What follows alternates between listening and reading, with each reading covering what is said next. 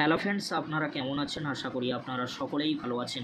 আবারও DA case নিয়ে একটি গুরুত্বপূর্ণ আপডেট শেয়ার করতে চলে এলাম। তাই আপনাদের জন্য আজকের এই ভিডিওটি অত্যন্ত গুরুত্বপূর্ণ হতে চলেছে। চলুন তাহলে ডিএ কেস নিয়ে কি গুরুত্বপূর্ণ আপডেট রয়েছে আজকের এই ভিডিওতে আমরা দেখে নেব। চলুন তাহলে দেখে নেওয়া যাক। মূল চাপে রাজ্য মমতা সরকারকে বাঁচাতে পারে একমাত্র বাংলা সরকারি কর্মীরা। কেন বলছেন আপনাদেরকে জানিয়ে রাখি, সুপ্রিম কোর্টের নির্দেশ মেনে রাজ্য সরকার বকেয়া ডিএর 25% পরিশোধের সিদ্ধান্ত নিয়েছে।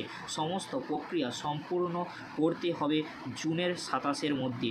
যদিও এই নিয়ে সরকারের তরফ থেকে কোনো আপডেট মেলেনি, তবে টাকা না পেলে বড় পদক্ষেপ করতে পারেন বাংলার সরকারি কর্মীরা। রাজ্য সরকারি কর্মীদের মহার্ঘ ভাতার 25% বা ডিএ মিটিয়ে দিতে রাজ্য সরকারকে 6 সপ্তাহ সময় দিয়েছিল সুপ্রিম কোর্ট। তবে সেই সময়ের বেশিরভাগটাই অতিক্রান্ত হয়েছে। সূত্রের খবর, সুপ্রিম কোর্টের অন্তর্বর্তী নির্দেশের পরও যদি সঠিক সময়ে বকেয়া না মেটানো হয় তাহলে বড়সড় পদক্ষেপ করবেন সরকারি কর্মচারীরা।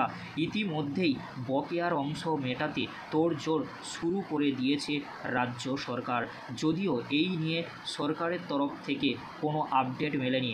মুখ্যমন্ত্রী মমতা বন্দ্যোপাধ্যায়ও জানিয়েছেন বিচারাধীন বিষয় নিয়ে তিনি কোনো মন্তব্য করবেন না। ইতিমধ্যেই সরকারি কর্মীরা হুঁশিয়ারি দিয়েছেন, আদালতের নির্দেশ মতো নির্দিষ্ট সময়ের মধ্যে বকেয়া না মেটানো হলে তারা ফের বৃহত্তর আন্দোলনের পথে হাঁটবেন। সরকারি কর্মীরা বলেছেন, কর্মরত সরকারি কর্মীদের ক্ষেত্রে প্রভিডেন্ট ফান্ডে টাকা জমা দেওয়া ও অবসরপ্রাপ্তদের ক্ষেত্রে 12টি মাসিক কিস্তিতে পেনশনের সাথে বকেয়া মেটানোর মতো বাস্তবসম্মত প্রস্তাব দেওয়া হয়েছিল রাজ্যকে, কিন্তু সরকার তা না করে বিষয়টি আরও জটিল করে তুলেছে। রায়ের ব্যাখ্যা চেয়ে সুপ্রিম কোর্টে গিয়েছে রাজ্য। এসব করে সময় নষ্ট করা হয়েছে।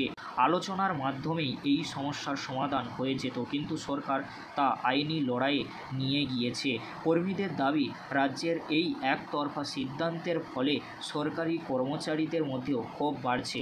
অন্যদিকে রাজ্যে কোষাগারের ওপর আইনি লড়াইয়ের চাপ কিন্তু বেড়েছে। কর্মচারী সংগঠনের নেতৃত্ব বলেছেন, ডিএ বিষয়ে রাজ্য সরকারের সঙ্গে আলোচনার মাধ্যমে সমাধান সূত্র বের করতে ইচ্ছুক ছিল। তা যদি হতো তাহলে এই মামলায় সরকারের লাখ লাখ টাকা বেঁচে যেত। এরকমই গুরুত্বপূর্ণ আপডেট কিন্তু উঠে আসছে ডিএ কেস নিয়ে। এই ছিল গুরুত্বপূর্ণ আপডেট। পরবর্তীতে দেখা হচ্ছে নেক্সট ভিডিওতে। তাই আপনাদেরকে বলবো, ভিডিওটি যদি হেল্পফুল হয়ে থাকে অবশ্যই আপনারা ভিডিওটি বেশি বেশি করে শেয়ার করে দেবেন। আজকের এতটুকু, পরবর্তীতে দেখা হচ্ছে নেক্সট ভিডিওতে। ভিডিওটি দেখার জন্য আপনাদেরকে অসংখ্য ধন্যবাদ।